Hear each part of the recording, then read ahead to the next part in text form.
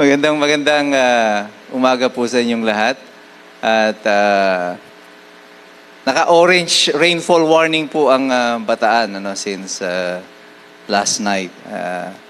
Kaya napakahirap po gumalaw dahil yung sa bagsak ng ulan, mag-iingat po ang lahat, pati po yung mga nasa ating FB Live na nakikinig. Wala naman po yatang bagyo, but there are a lot of things that are happening in the world. Simula nung isang linggo, actually nung Huwebes pa lang, nagulat na ako pag gising ko ng Huwebes. Huwebes na? Sabi ko, bukas Biyernes na.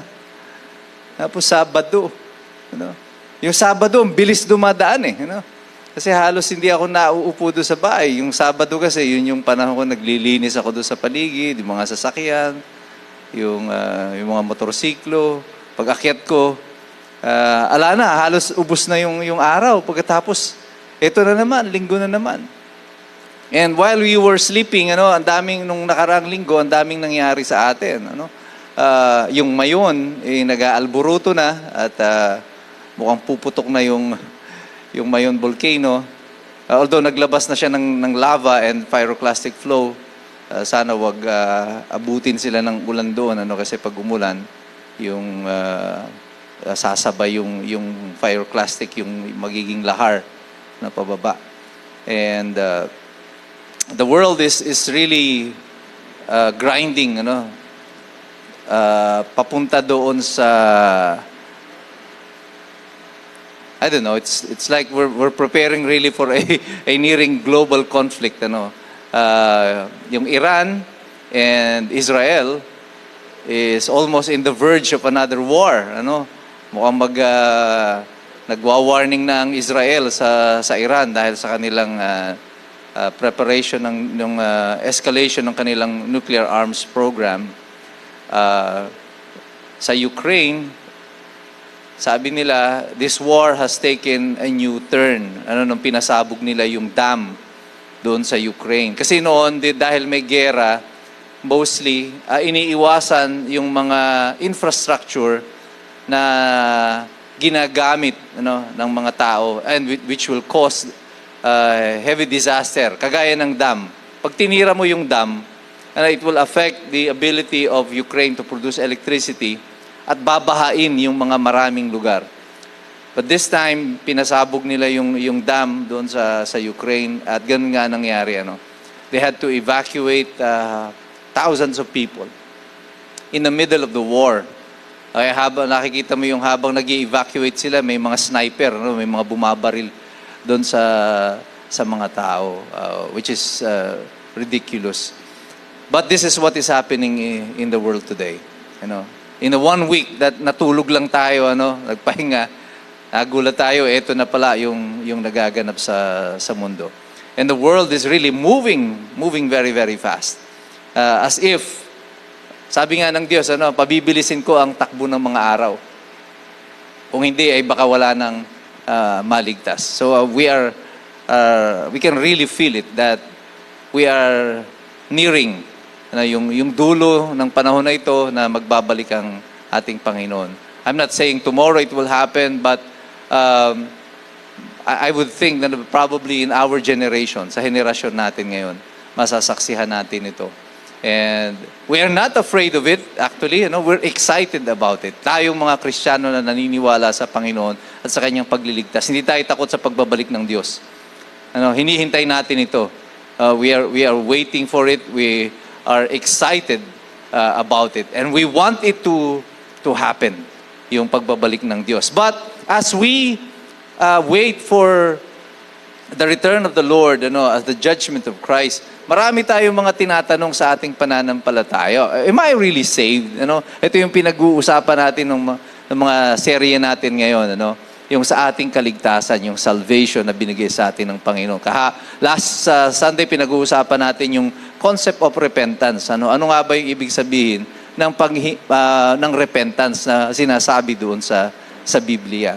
Now, we have learned that tinanggap na natin ang Panginoong Hesukristo, tayo ay mga Kristiyano na, tayo ba ay haharap pa pagharap natin sa Panginoon, will I still stand in judgment of God even when I am saved? Ano sabi natin? Tinanggap ko si Jesucristo bilang aking Diyos at tagapagligtas, ligtas na ako. I am assured of that salvation. Now, will I still stand in judgment when Jesus comes? Pag bumalik ang Panginoong Jesucristo. Now, sa Matthew, sabi dito, 25 verses 31 to 36, when the Son of Man comes in His glory, and all the angels with Him, He will sit on His glorious throne. All the nations will be gathered before Him, and He will separate the people one from another, as a shepherd separates the sheep from the goats. He will put the sheep on His right, and the goats to His left. Let us all bow down our heads and pray. Heavenly Father, we thank you, Lord God, sa salitang ito na pag-uusapan namin ngayon. Nawa, O Diyos, muli buksan mo ang aming puso at isipan, maunawaan namin, O Diyos, ang lahat ng karunungang nais mong makuha namin sa umagang ito. Ito, Panginoon, na aming dalangin sa iyo sa pangalan ni Jesus. Amen. Patatandaan nyo na we have passed through this verse before, yung the goat and the sheep. Kung paano tayo paghihiwalayin ng Panginoon. Ihiwalayin niya ang mga tupa at mula sa mga kambing. Ito ang sinasabi ng Biblia. When Jesus comes, what will happen is that there will be separation of the goat from the sheep. No? Ibig sabihin, pagdating ng Panginoon dito, alam na niya kung sino ang mga tupa, alam na niya kung sino ang mga kambing. Paghihiwalayin niya na lamang ito. And this is also a parable na sinabi rin ng Panginoon, yung nagsaboy ng punla, yung farmer. Pagkatapos, yung kalaban niya, habang siya ay natutulog, sinabuyan din ng mga weeds, ng mga damo, yung kanyang punla. Pagkatapos, sabay na tumubo yung wheat, yung grains, at saka yung damo. Kaya sabi ng kanyang mga lingkod, gusto niyo po bunutin na namin yung mga damo? Sabi ng master, no. Pag binunot niyo yung damo, baka pati yung mga grains, mabunot din. Sabi niya, hayaan niyo sa panahon ng anihan at doon uutusan ko ang ating mga tagapag-ani na ihiwalay ang grains from the weeds, mula doon sa damo at saka doon sa grains. And the same way that the Lord is telling us today na pagbabalik niya, ang kanyang gagawin ay ihihiwalay lang tayong mga tupa mula doon sa mga kambing. Now, in verse 34, sabi niya dito, then the king will say to those on his right, come, you who are blessed by my Father, take your inheritance. The kingdom prepared for you since the creation of the world. For I was hungry and you gave me something to eat. I was thirsty and you gave me something to drink. I was a stranger and you invited me in. I needed clothes and you clothed me. I was sick and you looked after me. I was in prison and you came to visit me. Again, pinag-usapan natin ito nung nakaraan. Yung pagsusulit sa atin ng mga Panginoon, tatanungin tayo doon sa mga, titignan tayo doon sa mga bagay na ginawa natin. So, hindi porkit kayo Kristiyano na ay yung kuya-kuya-kuy ka na lang dyan. There is something to be done when we become Christians. Pero hindi ito yung magiging dahilan ng iyong kaligtasan. Actually, ito yung inireserve ng Panginoon sa iyo na kakayanin mong gawin. Kakayanin mong gawin ito.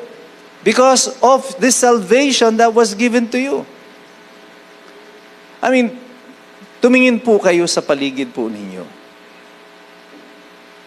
And look at what we have in this church.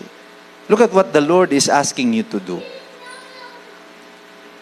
Sa tingin po ninyo, kung wala tayo sa Panginoon, we will be able to do all of these things that we're doing today? Hindi po. Why will I help the deaf? Bakit natin tutulungan yung mga deaf? What can we get from them? We earn money from them? No. We get nothing. Do they give money to the church? No. They give nothing. Why are we going to help prostitutes? Bakit natin tutulungan yung mga bar girls? May napapala ba tayo sa kanila? Wala. So if you ask someone in the world today, Pag tinanong nyo sila, bago yan gagalaw, anong sagot sa atin lagi ng mga tao? Ayun. Ano bang meron sa atin dyan? Ayan, di ba? Paano naman ako dyan? Ayan. Kaya yung sa corruption sa gobyerno, pag tinanong, di ba, sabi ni Isko, para kanino ba yan? Di kay Eddie. Panghatian kasi laging may ganun Andiyan si Eddie, Eddie sa kanya. Eddie doon. Lagi may partihan. People today are motivated in doing something. They are motivated by personal gain. If there is nothing to gain, they won't do anything. Hindi sila gagalaw. Pero ito yung sinasabi ng Panginoon sa atin, Sa dulo ng panahon, may kakaroon ng pagsusulit. Paano malalaman ng Diyos kung sino ang naging tupa, kung sino ang mga naging kambing? Aalamin niya ito doon sa naging bunga sa iyo, kung papaano tayo nagsigalaw. Now, one of the Bible's greatest truth is that when we turn to Jesus Christ in repentance and faith, God forgives our sins and gives us the gift of eternal life. We no longer need to fear death or hell or judgment because Christ endured them for us. Ito yung pinag-usapan natin nung isang linggo. Ano yung mabuting balita na sinasabi ni Jesus? What is the good news? The good news is you can have eternal life. You have been set free. That death and sin no longer has hold on you. Yung kasalanan, nasabi kasi sa Biblia, the punishment for sin is death. Dahil sa kasalanan, ang consequence nito, ikaw ay mamamatay. But no more because of Jesus Christ. Now, Jesus became sin for us. Inako niya yung kasalanan para sa ating lahat so that we won't die. So that we will have eternal life. That is the good news. Amen? Di ba ang gandang balita nun? And all we have to do is to accept Jesus Christ as our Lord and Savior. Accept the Lord Jesus Christ as Lord and Savior. Hindi sinabi ng Panginoon na wala kang kasalanan, bago ka lalapit sa akin. Hindi ka pwedeng lumapit sa akin pag wala kang kasalanan. No. Ako na nga yung naging kasalanan para sa iyo. Para ka pwedeng lumapit sa aking Ama. Jesus paid for it all. And that's the good news. Kaya sinabi ko sa inyo last week, hindi po pwedeng tawaging mabuting balita ito kung sinabi sa atin na, eto, bayad na lahat ang utang mo. Ay, nako, thank you. Kaya lang, may interest. Ay, magbabayad pa pala ako ng interest. Di ba? Ano yung interest? Yung pagbabayad ko sa araw-araw na kasalanan ko, naku, patong-patong na. Para ka na sinisingil ng Bombay. Diba? Ng mga Pakistani. Ang interest ay magkano ba interest ngayon? 10%? Uy, wala nagsasabi. Hallelujah. Wala nang nangungutang. Diba? But outside, ganun ang interest rate. Kaya nga tawag 5-6. Basta malaki ang interest ngayon, 10%. Meron pa rin yata mga nagpapautang ng 5%. Pero kadalasan, yung iba nga nadinig ko, weekly pa kung maningil ng interest. Now, that is the same effect of sin in our life. Kung yung kasalanan na ito na pinagbayaran ni Jesus ay pwede pa rin palang matira sa atin, magtutubo siya ng interest. Pagdating ni Jesus, pagdating dun sa dulo, kahit tinanggap ko na si Jesus, nagtubo-tubo pa yung aking kasalanan, and therefore, hindi pa rin ako maliligtas. I will not be saved. Because the Bible says, and no one is righteous, not one. Wala naman isa. At sabi rin, the New Testament says and tells us that all of us have fallen short of the measure of the glory of God. Kulang tayo lahat. Hindi tayo aabot sa panukatan ng katamaan ng Panginoon. And therefore, we will always fall short. If that is the case, then we will not be saved. But thanks to the good news is that kapag lumapit ka sa Panginoong Hesukristo, we have no fear of death. We have no fear of hell. We have no fear of judgment because of Jesus Christ. That's the good news. Kaya ang tawag dyan ay mabuting balita. Now, in Romans chapter 8, verses 1 to 2, sabi dito, therefore, there is now no condemnation for those who are in Christ Jesus. Because through Christ Jesus, the law of the Spirit who gives life has set you free from the law of sin and death. Now, this is what Jesus has done. Jesus has set us free from the law of sin and death. Ano yung sin and death? The punishment for sin is death. That's the law. And why is it law? Because it could not be broken.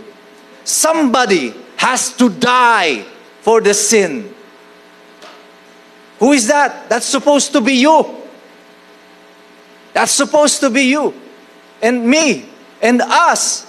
Because we all committed sin. Ay sino bang hindi nagkasala dito? O sino ngayon ang hindi deserve na mamatay? Wala. All of us deserve to die. There is only one who did not deserve the punishment that he got. Who is that? It's Jesus. He died even though he committed no sin. He became the sin for us all.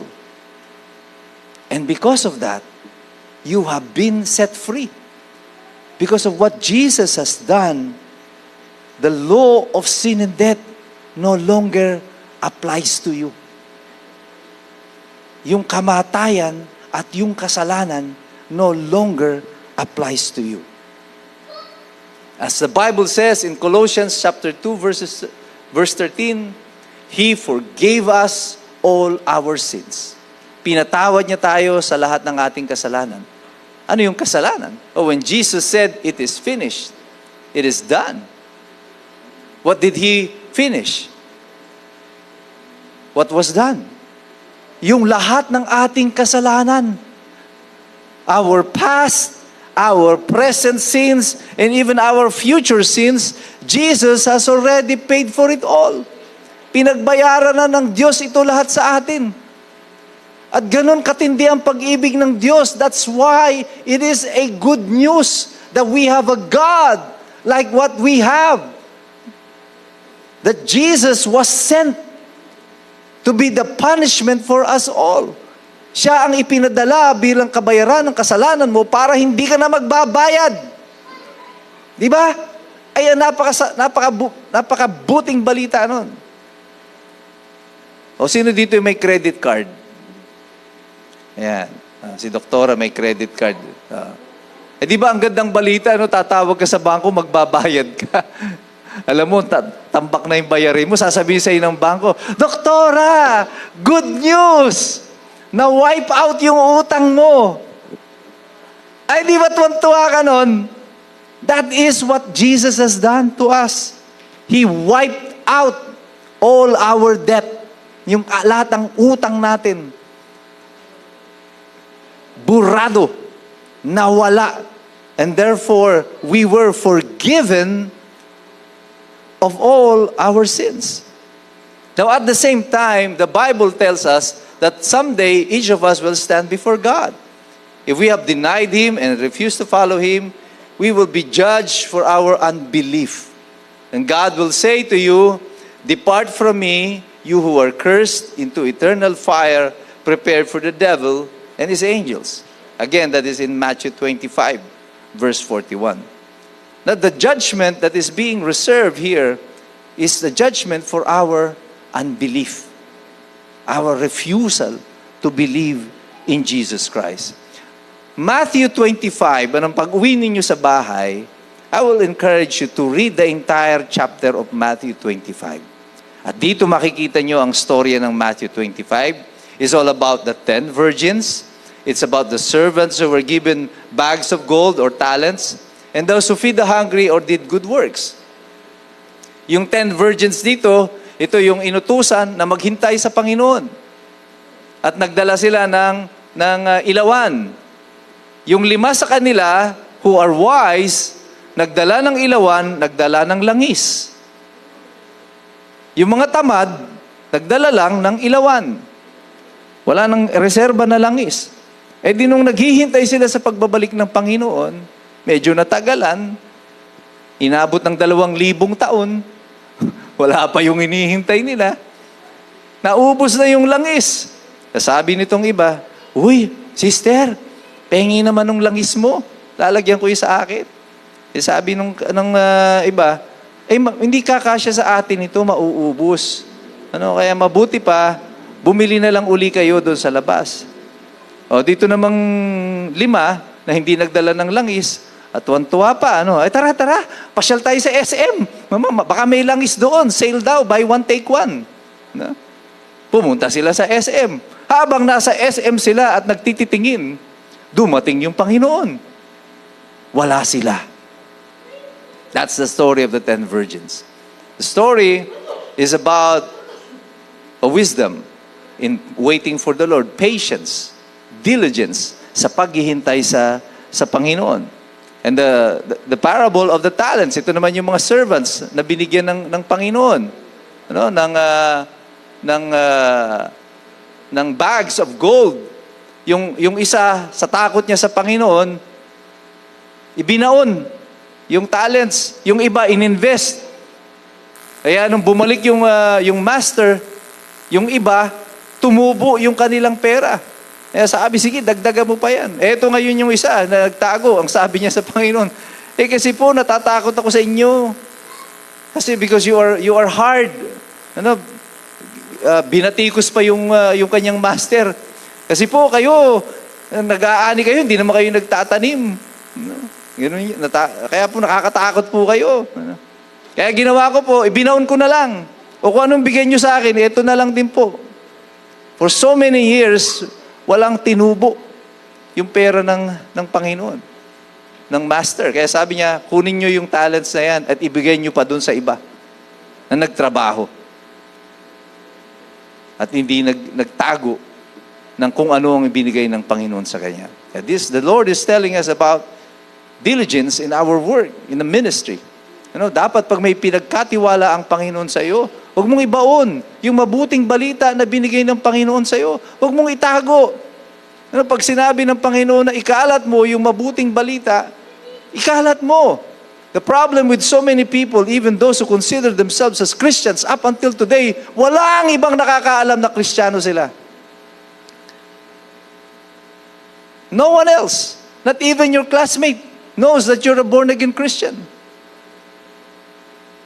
Bakit? Ayaw nating sabihin na tayo ay lingkod ng Panginoon. Na ikaw ay lingkod ni Jesus.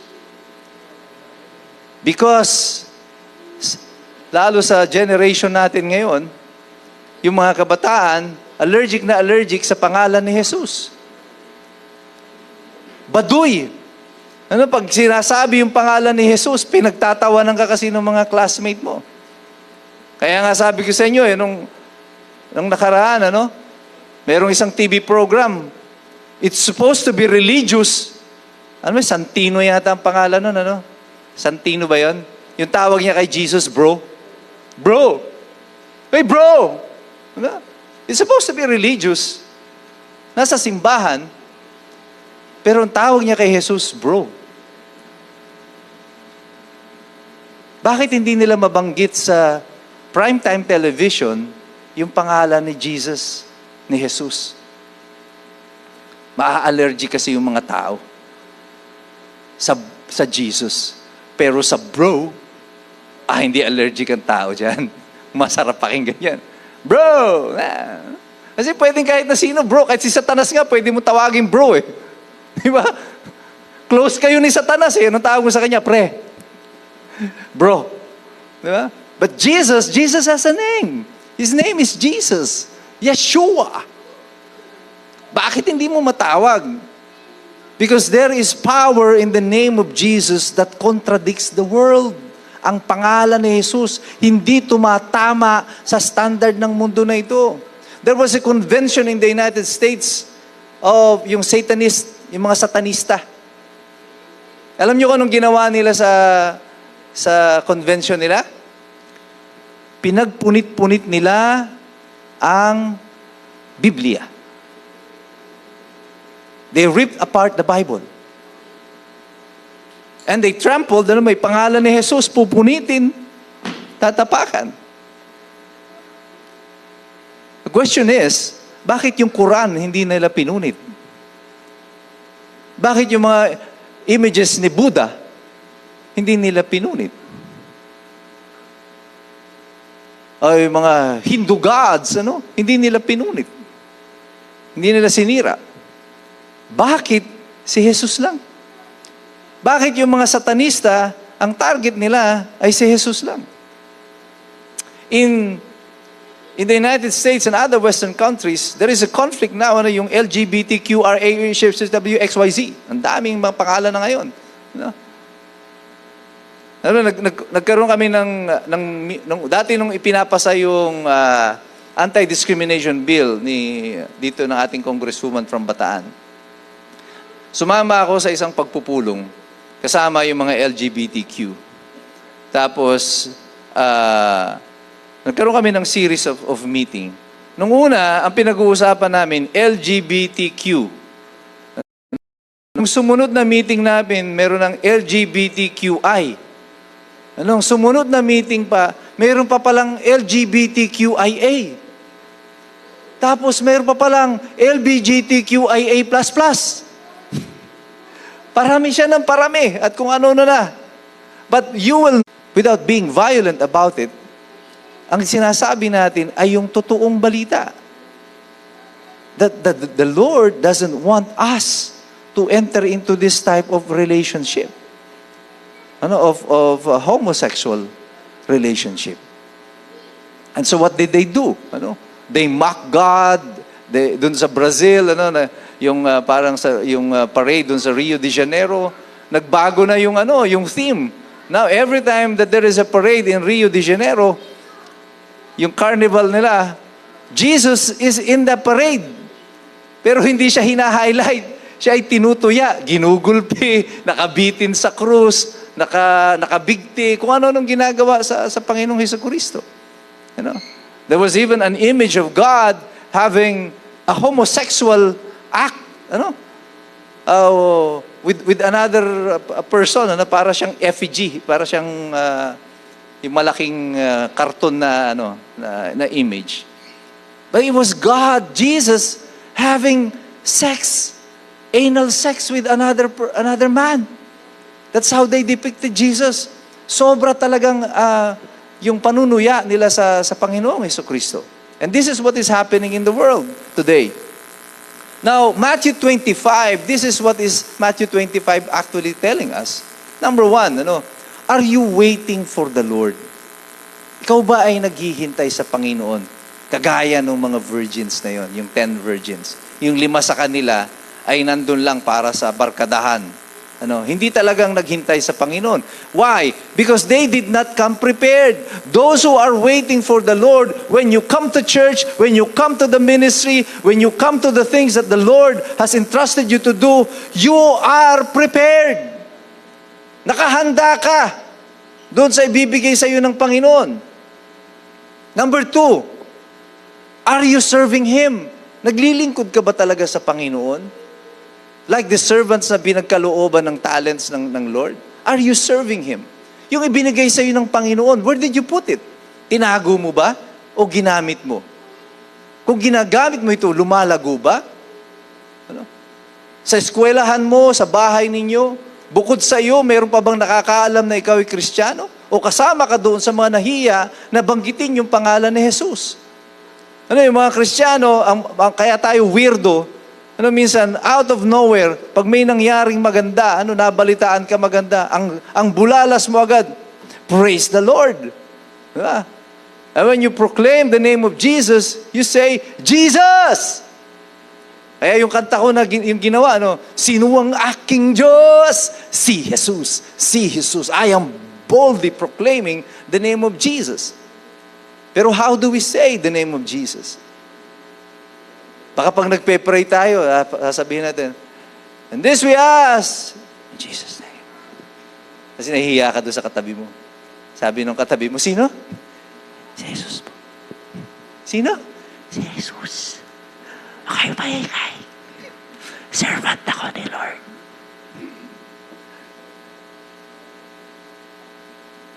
Are we keeping Him buried underground? Kagaya ng isang servant na ito na itinago yung talents na binigay ni Jesus. Don't keep it underground. Don't keep the name of the Lord underground. Huwag mo siyang ibaon. Proclaim. Itaas mo siya. Number 3, are you serving others? Ikaw ba ay naglilingkod sa ibang tao? Kagaya ng sabi ng Panginoon.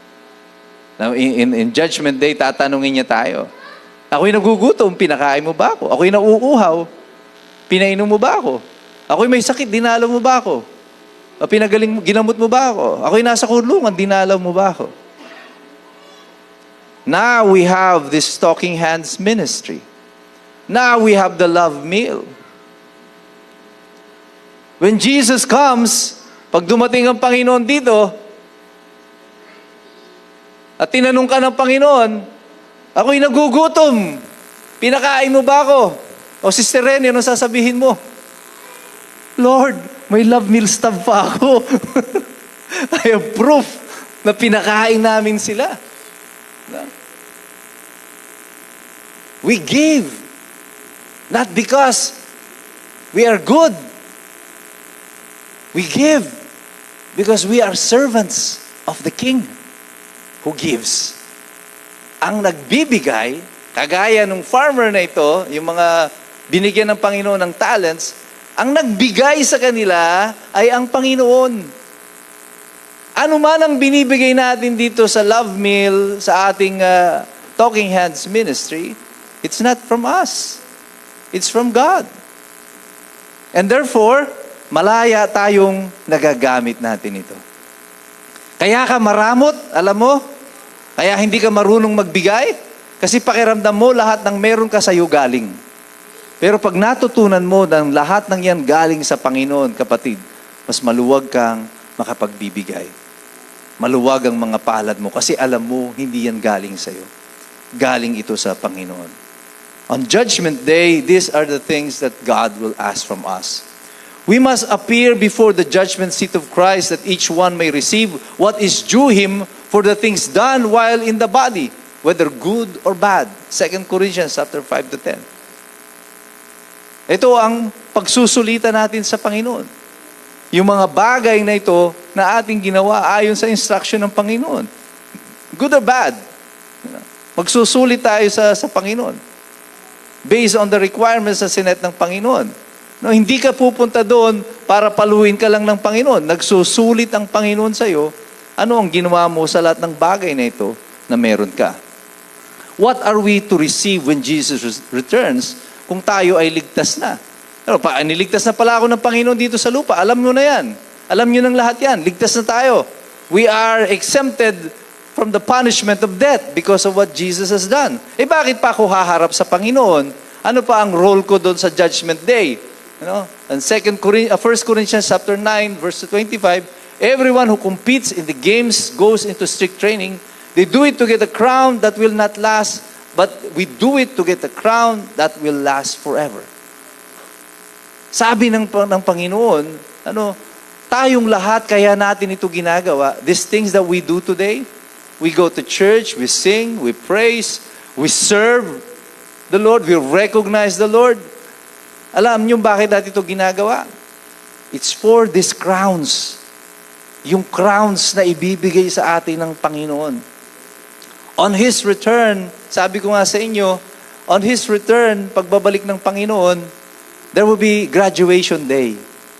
Kaya yung paghihiwalay ng tupa sa mga kambing, ang mangyayari nito ay graduation day natin.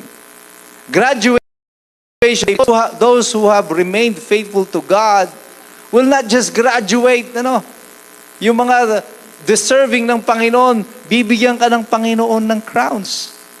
And these are the crowns that are promised in the Bible. the imperishable crown, the crown of rejoicing, the crown of righteousness, the crown of glory, and the crown of life. Next week ko, pag-uusapan natin itong mga crowns uling na ito. Diniscuss ko na ito sa inyo mga 2 years ago, I think, before the pandemic.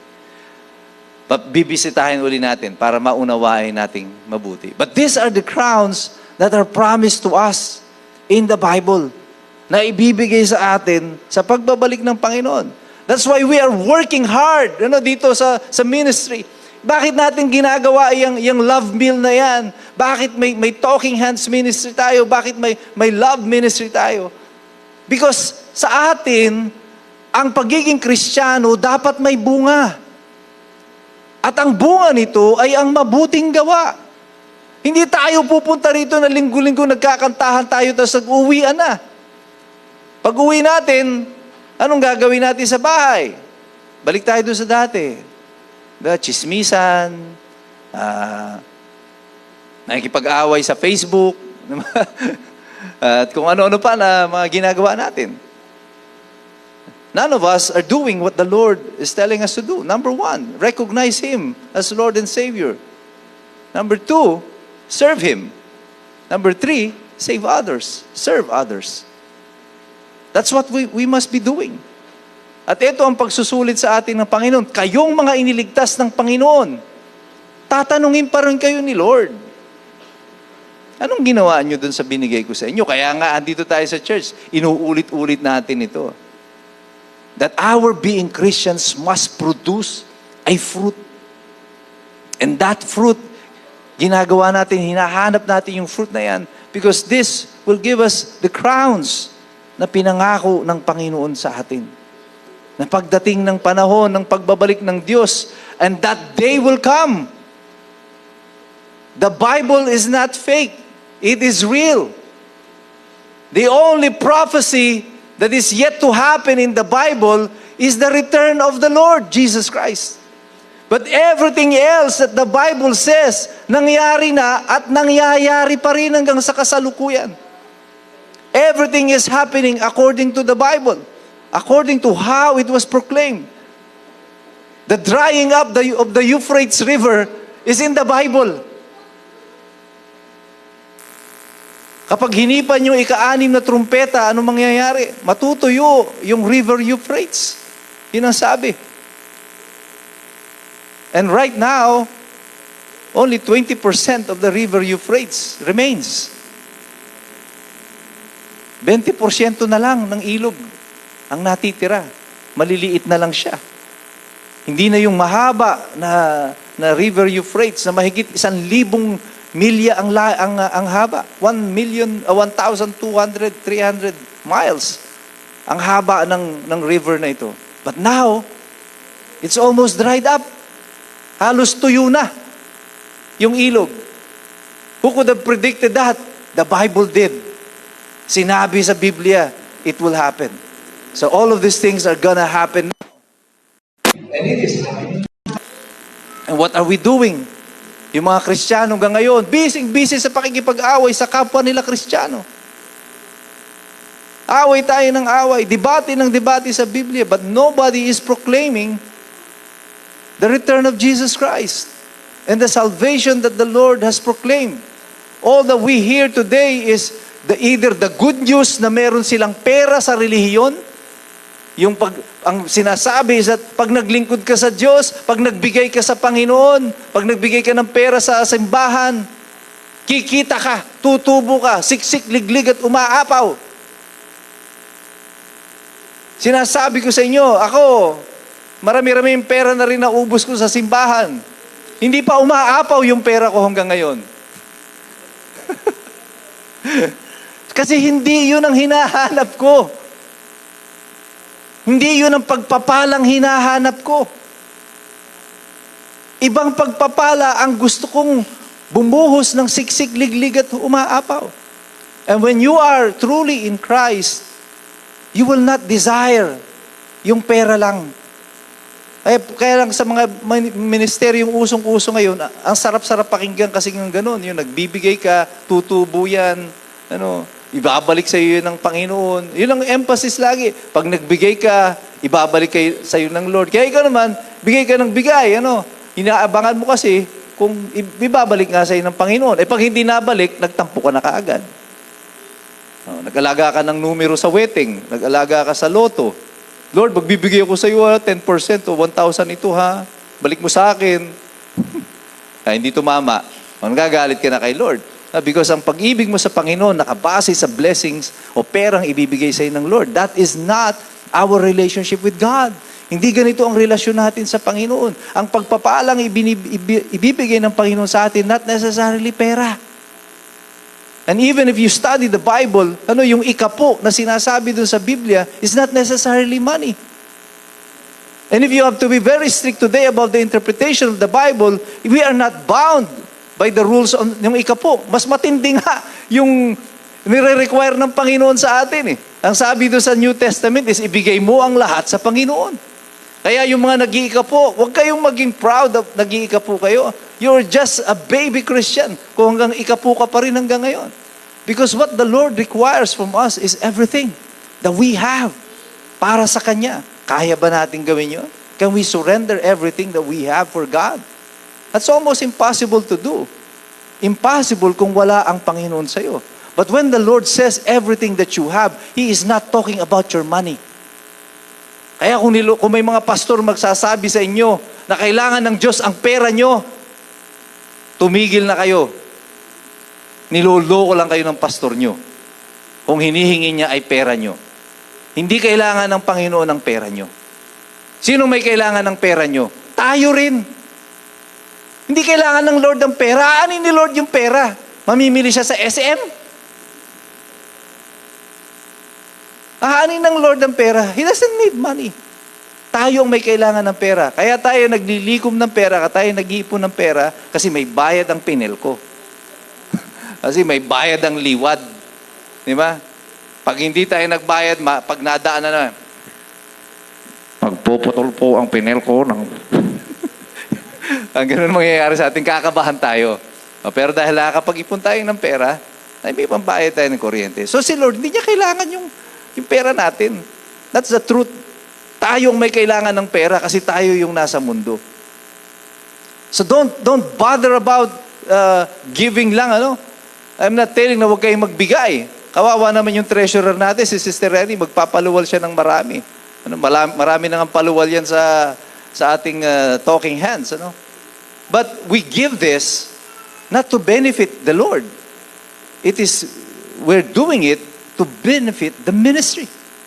To benefit the ministry. Yung ministeryo natin nagbe-benepisyo dito. And when the ministry is benefiting, who is being given the benefit? Yung mga taong inaabot natin. Sino yung mga yon? Yung mga nagugutom na ating pinapakain. Yung mga nauuhaw na ating pinapainom. Yung mga may sakit na ating ginagamot. Yung mga nakukulong na ating dinadalaw. And what's the bottom line of all these things? It's the crowns that we are after.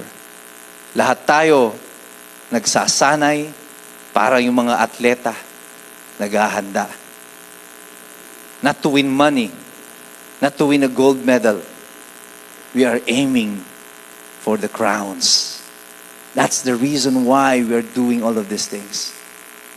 And when the time comes, when Jesus comes here, and we know that you are saved, alam mo na iniligtas ka ng Panginoong Jesucristo, that's the good news na nasa puso mo ngayon. You might be doubting it, I know, minsan may pagdududa pa sa iyo.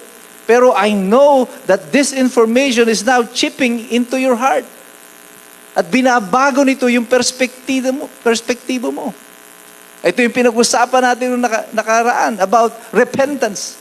It's all about teshuvah, returning to God. Metanoia is about changing your perspective. To truly understand God and what He has done on the cross, we must return to God. Repent. Teshuvah.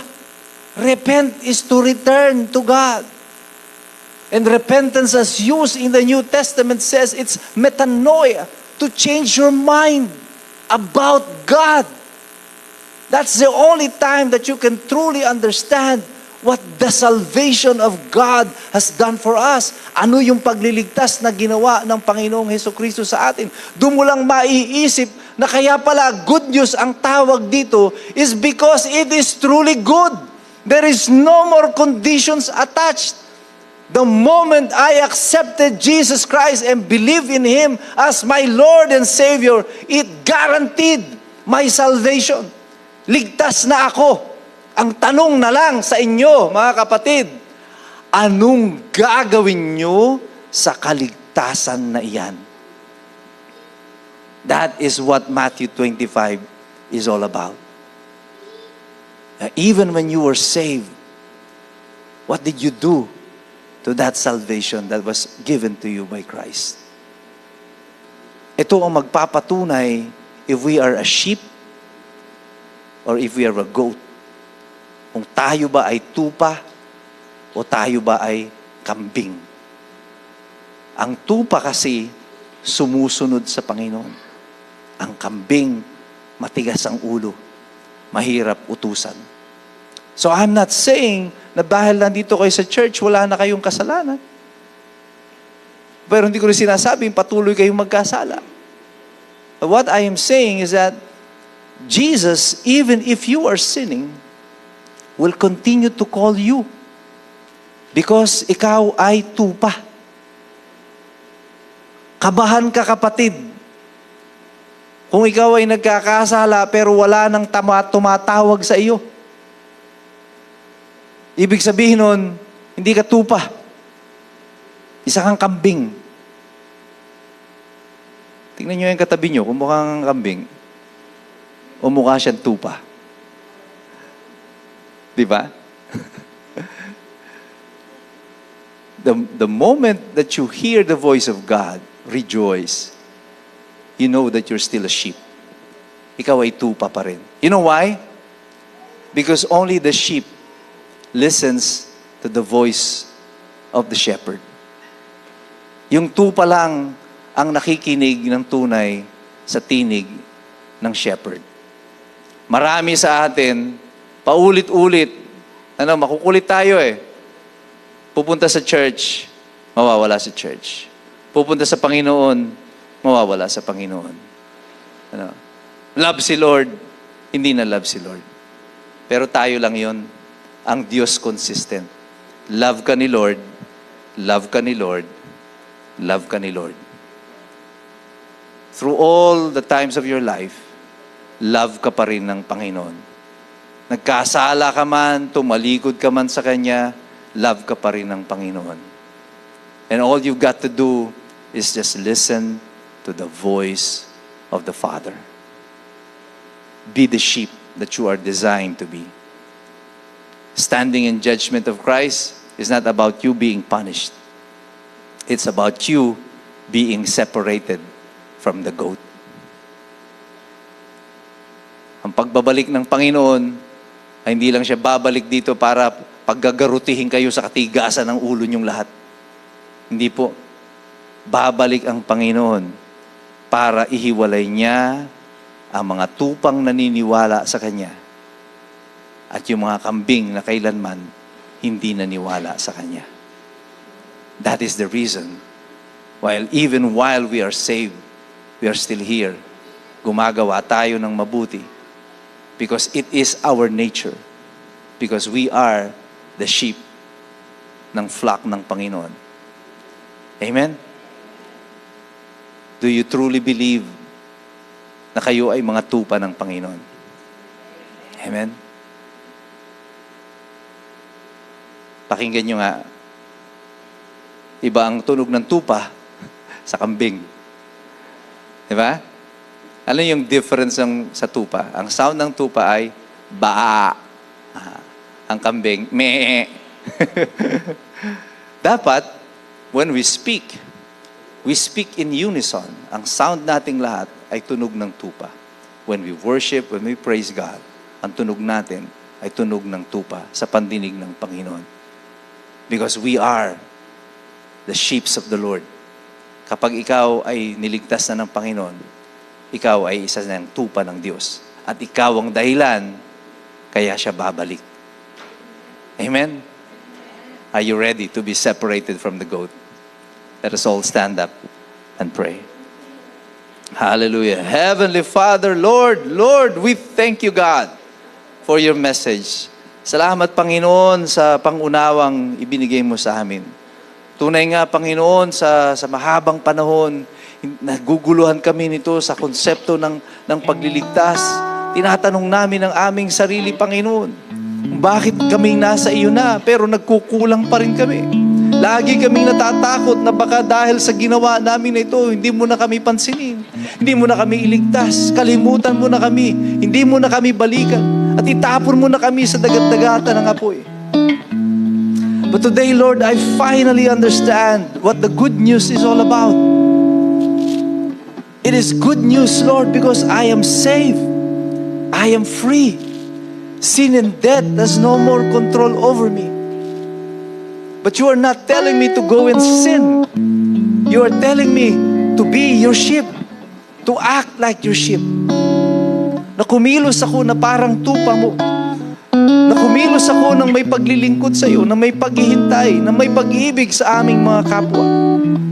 And we praise you, Lord God, for everything that you have done in our ministry, in our church. Though we are failures in our own rights, Lord. Kung kami lang ang tatanungin at titignan, Panginoon, we are failures. We are not good people. Dami naming pagkukulang, ang dami naming mga bagay na hindi nagawa na tama, Panginoon. But because of your Son, Jesus Christ, and everything that you have done, Lord, we have been set free. We have the righteousness of your Son because we accepted Him. Dahil sa Kanya, Panginoon, ang iyong katwiran ay napasa amin. Hindi kami banal, pero kami binanal ng dugo ng Panginoong Hesukristo. And Heavenly Father, we thank you, Lord God, for this wonderful, wonderful message. This wonderful good news, Lord, na kami ay malaya na kami ay ligtas na. All we need to do now, Lord, is to act like the sheep that we are. Na kumilos kami bilang mga tupa mo. Lord, we pray that you continue to strengthen each and every one of us. Palakasin mo kami, Panginoon, upang may pagpatuloy namin itong mga ministeryong pinagkatiwala mo sa amin. Lord, we pray that you bless our Love Meal Project. Lord, we bless that you bless our Talking Hands ministry, our Talking Hands Pinoy Meals. Lord, we pray for blessings para sa aming mga kananayan, sa mga tatay at sa aming mga kabataan. Lord, we pray that this message of love that you are asking us to teach other people spread like wildfire, Panginoon, dito sa Limay, and eventually it will infect other places. Lord, show us the faith and allow us to show our faith in you to others so that they may be invited to be faithful to you as well. Lord, we pray for courage. Bigyan mo kami, Panginoon, ng tapang na harapin ang lahat ng mga pagsubok na dadaanan namin sa buhay. Ministeryo man, pinansyal, sa relasyon, sa aming kalusugan, Panginoon. Maraming hamon na bumabagabag sa amin. But Lord, we pray for courage, katibay ng loob, Panginoon, upang harapin ang lahat ng mga pagsubok na ito. Now, many of us here, Lord, are challenged financially. Maraming mga problema, Panginoon, na pinansyal. Lord, we pray for blessings. Lord, we open the gates of heaven and pour out the blessings sa lahat ng mga pamilya na naririto so that they can provide and let it be sufficient for their family. Lord, we pray for good health. Lord, we pray that you grant healing to kay Papa. Pagalingin mo siya, Panginoon. Lord, we pray for Sister Carolina Boat. Lord, we pray for continuous healing for her. Lord, we pray for Pastor Fred Padel. Lord, we pray that you grant him healing and you cover his entire family with your protection. And Lord, we pray for Brother Rodney Caudilla, father of one of our members, Matthew. Lord, we pray that your healing hands be upon him and protect this family, Lord. Envelop them with your love and your covering, Lord. Sa gawa ng kaaway na ito na ginagawa sa kanilang pamilya ngayon, protect them, Lord. Heal him. And we praise you, Lord, and we thank you, God, in anticipation for listening to our prayers. And all of this, Lord, we ask and pray in the mighty name of our Lord, our Savior, Jesus Christ. Amen and amen. Hallelujah! Praise God!